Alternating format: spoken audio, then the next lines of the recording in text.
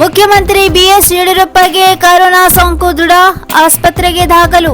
ಮುಖ್ಯಮಂತ್ರಿ ಬಿಎಸ್ ಯಡಿಯೂರಪ್ಪ ಅವರಿಗೆ ಕೋವಿಡ್-19 ಇರುವುದು ಭಾನುವಾರ ದೃಢಪಟ್ಟಿದೆ. ಈ ಬಗ್ಗೆ ಯಡಿಯೂರಪ್ಪ ಅವರ ಸಾಮಾಜಿಕ ಖಾತೆಗಳಲ್ಲಿ ಪ್ರಕಟಿಸಲಾಗಿದೆ. ಕೊರೋನಾ ಸೋಂಕು ಲಕ್ಷಣಗಳು ಯಡಿಯೂರಪ್ಪ ಅವರಿಗೆ ಕಾಣಿಸಿಕೊಂಡಿಲ್ಲ. ಆದರೆ ಕೋವಿಡ್ ಪರೀಕ್ಷೆಯಲ್ಲಿ ಪಾಸಿಟಿವ್ ಬಂದಿರುವುದರಿಂದ ವೈದ್ಯರ ಸಲಹೆಯಂತೆ ಅವರು ಆಸ್ಪತ್ರೆಗೆ ದಾಖಲಾಗುತ್ತಿರುವುದಾಗಿ ಹೇಳಿದ್ದಾರೆ. ಯಡಿಯೂರಪ್ಪ ಅವರು ಹಳೆ ವಿಮಾನ ನಿಲ್ದಾಣ ರಸ್ತೆಯ ಮಣಿಪಾಲ್ ಆಸ್ಪತ್ರೆಗೆ ದಾಖಲಾಗಿದ್ದಾರೆ. ಯಡಿಯೂರಪ್ಪ ಅವರು ಕಾರು ಚಾಲಕನಿಗೆ ಹಾಗೂ ಅವರ ಅಡುಗೆ ಸಿಬ್ಬಂದಿಯೊಬ್ಬರಿಗೆ 15 ದಿನಗಳಿಗೆ ಹಿಂದೆ ಕೋವಿಡ್ ದೃಢಪಟ್ಟಿತ್ತು. ಆಗ ಪರೀಕ್ಷೆ ಮಾಡಿಸಿದ್ದಾಗ ಮುಖ್ಯಮಂತ್ರಿಗೆ ಸೋಂಕು ದೃಢಪಟ್ಟಿರಲಿಲ್ಲ.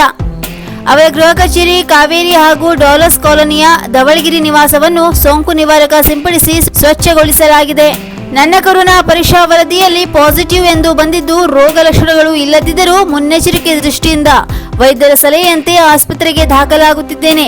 ಕಳೆದ ಕೆಲವು ದಿನಗಳಲ್ಲಿ ನನ್ನ ಸಂಪರ್ಕಕ್ಕೆ ಬಂದಿರುವವರು ಕ್ವಾರಂಟೈನ್ನಲ್ಲಿದ್ದು ಮುಂಜಾಗ್ರತೆ ವಹಿಸಿ ಎಂದು ಕೋರುತ್ತೇನೆ ಎಂದು ಭಾನುವಾರ ರಾತ್ರಿ ಟ್ವೀಟ್ ಇಟ್ಟಿದ್ದಾರೆ.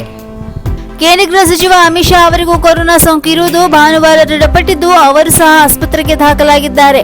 ಯಡಿಯೂರಪ್ಪ ಅವರಿಗೆ ಕೋವಿಡ್ ದೃಢಪಟ್ಟಿರುವ ವಿಚಾರ ತಿಳಿಯುತ್ತಿದ್ದಂತೆ ಶೀಘ್ರ ಗುಣಮುಖರಾಗುವಂತೆ ಸಾಮಾಜಿಕ ಮಾಧ್ಯಮಗಳಲ್ಲಿ ಬಹಳಷ್ಟು ಪೋಸ್ಟ್ಗಳು ಪ್ರಕಟಗೊಳ್ಳುತ್ತಿವೆ.